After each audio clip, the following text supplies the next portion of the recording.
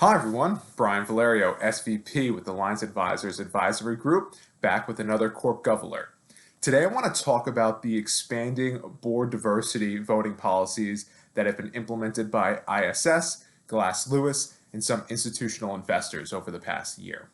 So ISS and Glass Lewis and institutional investors remain focused on board diversity and have continued to implement or expand their voting policies on this issue. Both ISS and Glass Lewis's 2022 proxy voting guidelines included updates that addressed racial and gender diversity at the board level. So Glass Lewis is going to begin recommending against the nom committee chair at Russell 3000 companies that have fewer than 2 gender diverse directors, and against the entire nom committee if there are no gender diverse directors. So gender diverse, by Glass Lewis's definition, includes women and those who neither self-identify as male nor female.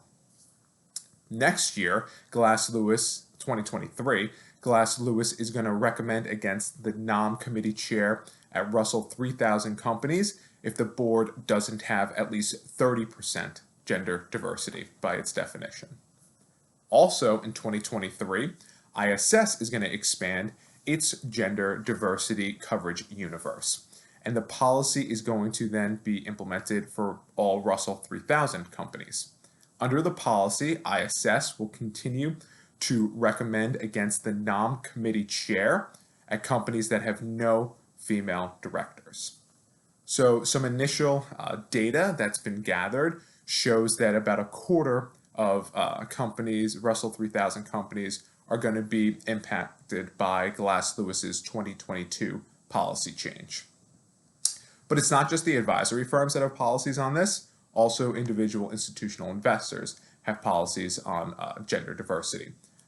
BlackRock, Fidelity, Goldman, and Calvert Research are all companies that expect firms to have at least 2 women on the board.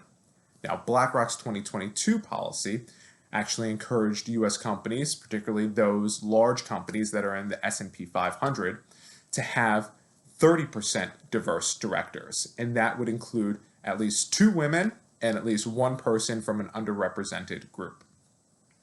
Now, ISS is going to begin recommending against the chair of nom committee at Russell 3000 companies that have no apparent racial or ethnic diversity on the board. And now this could also have a significant impact this proxy season, as similar data shows that about a quarter of companies could be impacted based on the disclosures from the 2021 proxy season. So also this year, Glass Lewis could recommend against the chair of the nom gov committee if there is a lack of disclosure around some key topics, including the percentage of racial and ethnic diversity at the board level, whether the board's definition of diversity includes gender and racial or ethnicity, whether the board has adopted a Rooney Rule policy when it's considering recruiting new directors to join the board, and if there's a board skills disclosure matrix.